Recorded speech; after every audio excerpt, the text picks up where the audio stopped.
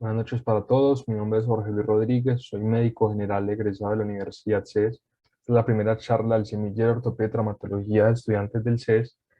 La primera charla que vamos a hacer es la historia de la ortopedia. Debemos estar familiarizados con las contribuciones realizadas por cirujanos del pasado y sobre todo con las técnicas abandonadas por sus malos resultados. El pasado es nuestra base para el progreso del futuro. Como tal, nos tomaría varias sesiones hablar de todas las personas que han aportado en gran medida al campo de la ortopedia y la traumatología. Sin embargo, vamos a resaltar los que han hecho los principales puntos de inflexión a lo largo de la historia, haciendo la charla en un orden cronológico. En general, durante la mitad del siglo XX, hemos sido testigos de los grandes cambios y los avances en la ciencia. En los últimos 150 años de ciencia han sido más trascendentales que los 5000 pasados, y más de 2/3 de todos los descubrimientos científicos se dieron después de la Segunda Guerra Mundial. Por otra parte, el constante avance en el campo de la tecnología e innovación permite tecnificar y acelerar estos avances que se han propuesto. En ocasiones se nos hacen normales los grandes avances e incluso los ignoramos, los pasamos desapercibidos. Por ejemplo, si les pregunto quién hizo el primer trasplante de corazón y dónde se hizo, lo cual es una gran hazaña, muchos no van a saber la respuesta. Como tal, el término moderno de ortopedia viene desde 1741 por el francés Nicolas Andri. Es una combinación de dos palabras griegas que fue definido por él como la ortopedia o el arte de aprender y corregir en los niños las deformidades corporales. Se atribuye también al doctor Andri el logo de la ortopedia, el símbolo universal, subrayando la importancia de la corrección de las deformidades en los pacientes jóvenes y en la población pediátrica. Las dos guerras mundiales como tal contribuyeron en general las guerras a impulsar el desarrollo y a facilitar pues, la adquisición y la puesta en práctica de todas las herramientas, tanto clínicas como quirúrgicas, en la ortopedia. Y los principales avances, o los más importantes avances que hicieron fue sobre todo en las fracturas, en las lesiones de columna vertebral, de extremidades, el manejo de las fracturas abiertas y cerradas, también como la osteosíntesis. De todo esto que menciono, finalmente se terminaron beneficiando los pacientes con accidentes laborales y los pacientes con accidentes de tránsito.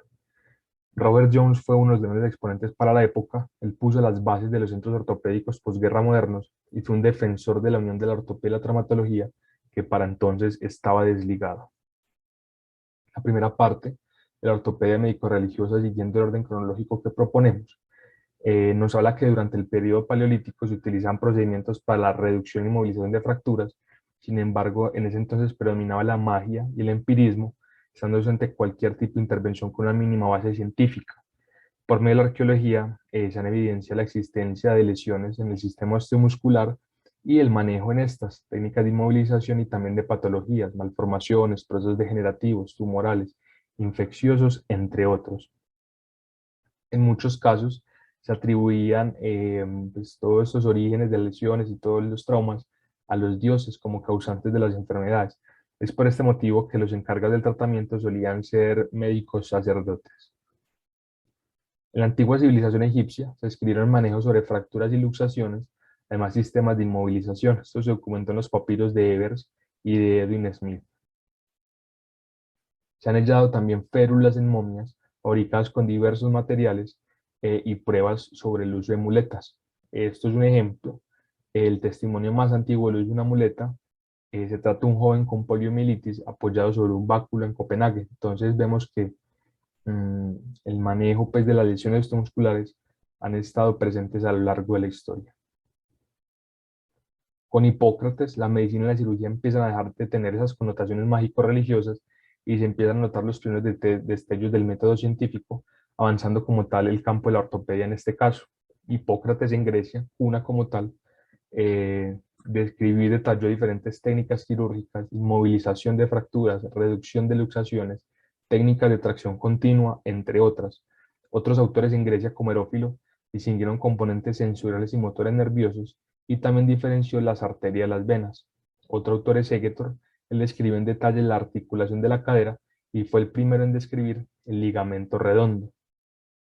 Como tal en el Imperio Romano, los principales exponentes fueron Celso, él describió en su obra el manejo de las férulas, los vendajes y los materiales quirúrgicos y enunció los signos clásicos de inflamación.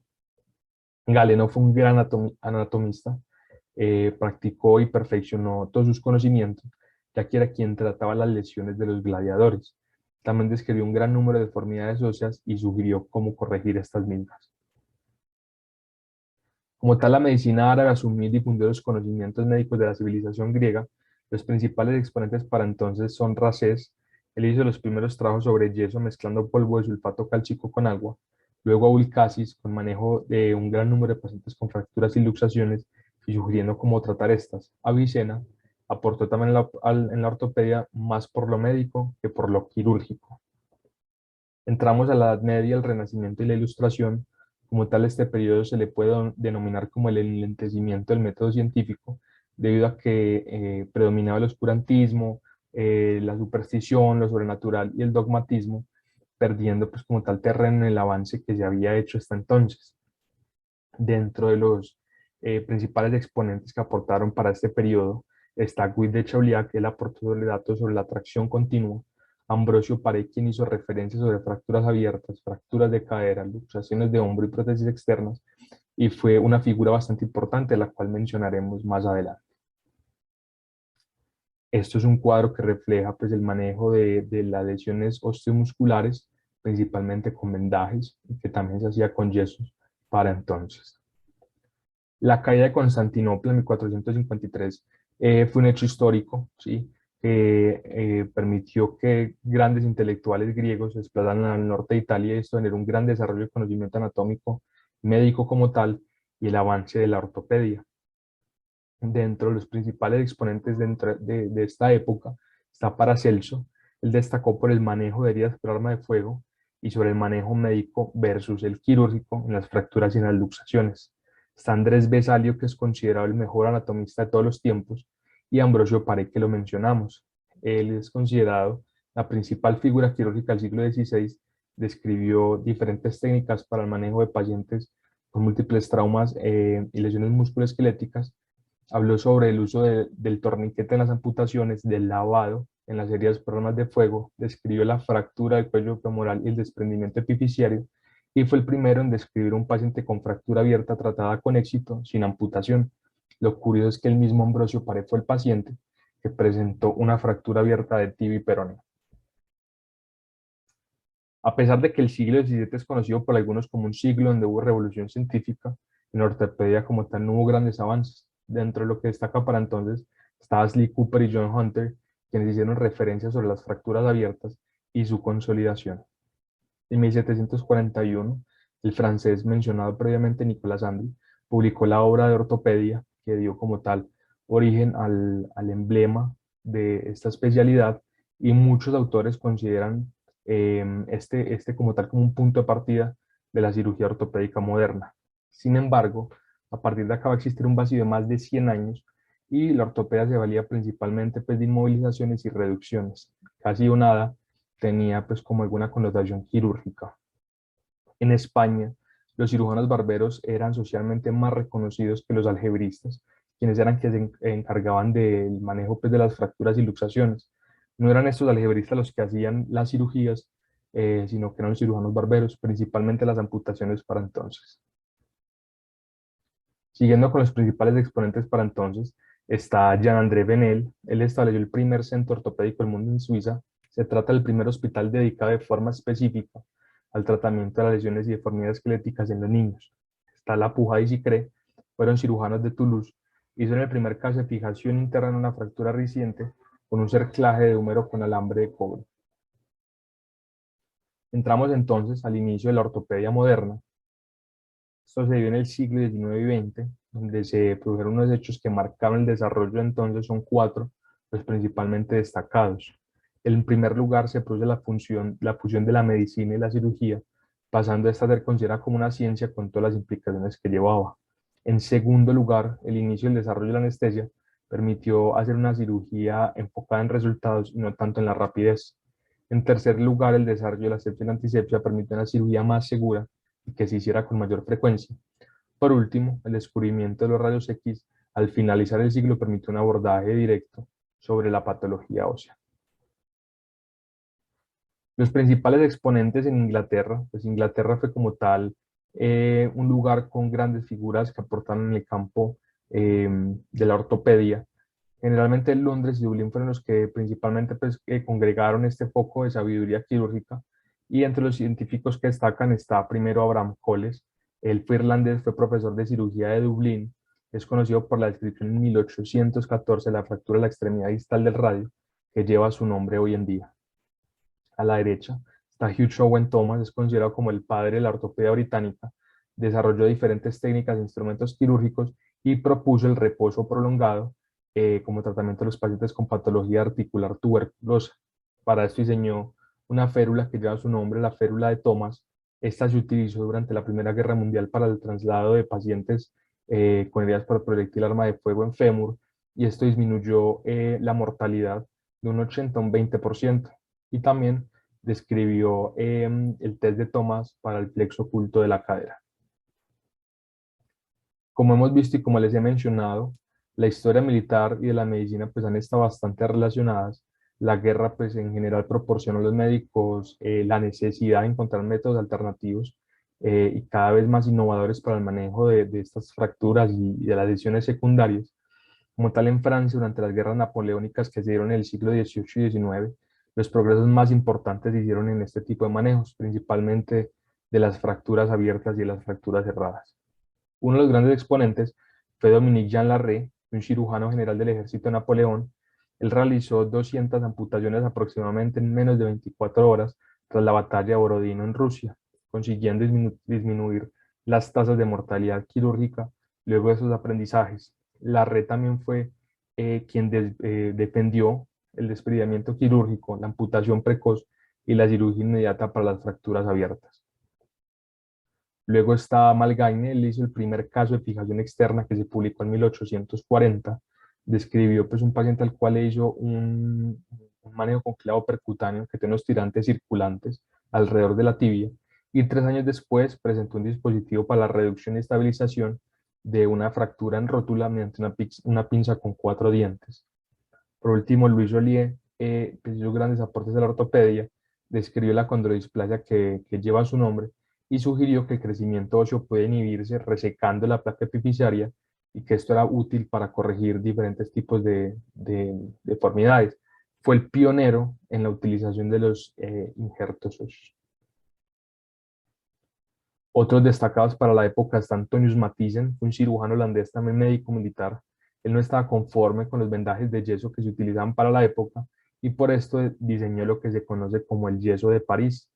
Algunos lo consideran como el padre de la inmovilización con yeso, ya que propuso pues, este sistema, pues el yeso de París.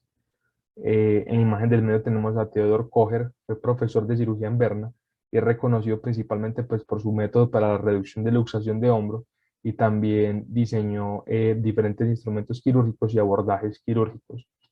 Por último, John Rea Barton nació en Lancaster, Pensilvania. Él describió diferentes tipos de osteotomías. Sin embargo, por lo que más se le conoce es porque en 1835 describió la fractura radiodistal que lleva su nombre. En general, los conflictos bélicos pues, generaron un gran número de pacientes con lesiones osteomusculares que obligaron al desarrollo de la ortopedia moderna. En concreto, la Primera Guerra Mundial fue uno de los factores más influyentes. Fue la primera guerra en la historia en la que se utilizaron técnicas de asepsia y se pusieron en práctica pues, todas las técnicas que se habían utilizado antes, tanto quirúrgicas como de rehabilitación, y obligaron a que se implementaran unas nuevas. En la Segunda Guerra Mundial, pues el manejo de los antibióticos también fue vital, y la aparición del manejo de los vehículos a motor y pues, la necesidad de trabajar pues, como con maquinaria pesada y todo el tema industrial generó un gran número de pacientes con lesiones osteomusculares, y estos factores fueron los que obligaron pues al avance de la ortopedia para entonces. En el siglo XX, este fue un siglo que destacó principalmente por la tracción continua y los métodos de osteosíntesis. Lane fue pionero en el método de fijación interna de las fracturas y diseñó una placa que lleva su nombre. Fue defensor de la reducción abierta y de la estabilización interna. Luego está Lambot, un cirujano ingeniero belga, y utilizó por primera vez la palabra osteosíntesis. Robert Danis se considera el padre de la osteosíntesis moderna y pues una figura bastante emblemática en este siglo. Siguiendo en el siglo XX está Marius Smith Petersen. Él diseñó en 1930 un clavo trilaminar para las fracturas cervicales femorales. Sin embargo, Sven Johansson rediseñó este clavo trilaminar, lo dotó de un canal central para usar una aguja guía. Sin embargo, pues para la época no se contaban con los mejores amplificadores de imágenes modernos y la radiación en los profesionales en este entonces pues era bastante elevada. Maurice Müller en 1958, junto a sus colegas, funda la Asociación de la Osteosíntesis y sentó como tal los principios biológicos y biomecánicos en esta.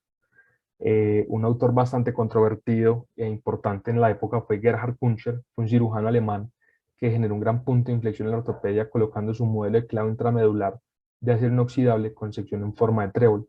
Sin embargo, como dato histórico, fue acusado de crimen de guerra por perfeccionar su modelo en prisioneros de los ejércitos aliados. Aquí tenemos un video corto del doctor Gerhard Kunscher en cirugía. Se trataba de un paciente con fractura de fémur, fractura de tibia y peroné, y fue manejado por el doctor Kunscher en 1943. Pues los que han tenido la oportunidad de pues, ingresar a quirófano pueden ver pues, la diferencia que tiene pues, con el manejo, la preparación del paciente, eh, las técnicas de lavado de manos, de asepsia, antisepsia. Todo esto viene desde los cuatro hitos que avanzaron en la ortopedia que les comenté, que terminaron pues como consolidándose en el siglo XX y perfeccionándose hasta hoy en día.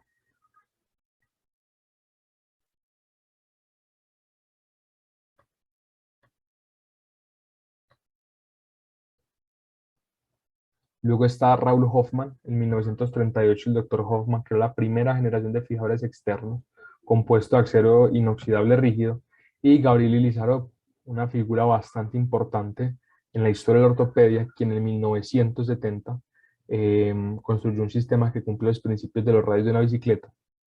Se ve aquí un paciente, el doctor Gabriel Ilizarov, y era este el doctor.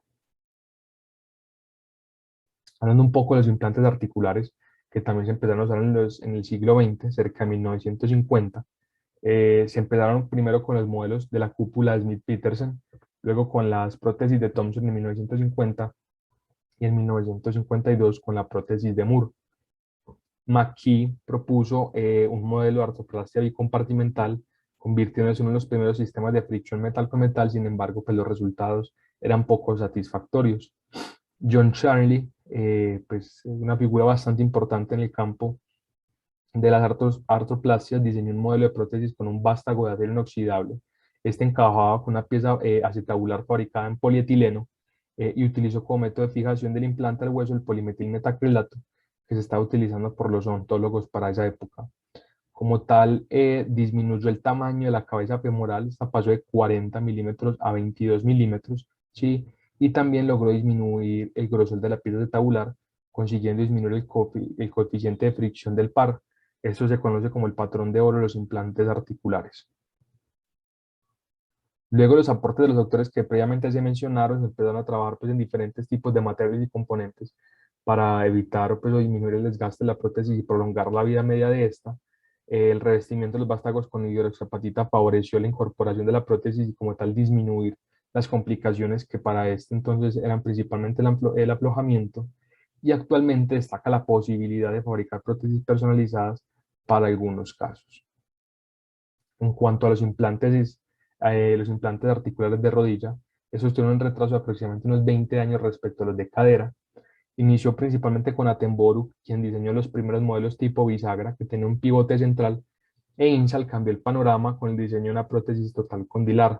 A partir de Insal empezaron a aparecer nuevos modelos que cada vez se iban acercando más a la anatomía y a las pues, complejas características biomecánicas de la articulación de la rodilla, hasta llegar a completar series con diferentes aleaciones semejantes a las que se utilizaban para la cadera. Sin embargo, como el implante de una prótesis de rodilla requiere una mayor precisión que el de la cadera, en este momento se están manejando sistemas de navegación para conseguir mejores resultados. En cuanto a la transición del siglo XX al siglo XXI, fueron diferentes áreas que se beneficiaron, que empezaron en el siglo XX y se terminaron de consolidar en estos inicios del siglo XXI. Entre eso está la columna vertebral y microcirugía, donde se dejaron atrás los amplios abordajes para las laminectomías, En la patología tumoral triunfó la cirugía conservadora versus la cirugía mutilante. Pues, difiere pues, del tipo de paciente, pero en general, primando la cirugía conservadora. En cuanto a la artroscopia, los primeros trabajos se hicieron en 1918 por Tagaki, quien hizo una inspección articular de una rodilla de un cadáver con cistoscopio. Sin embargo, Watanabe, considera el padre de la artroscopia moderna. En 1962 hizo la primera meniscectomía parcial.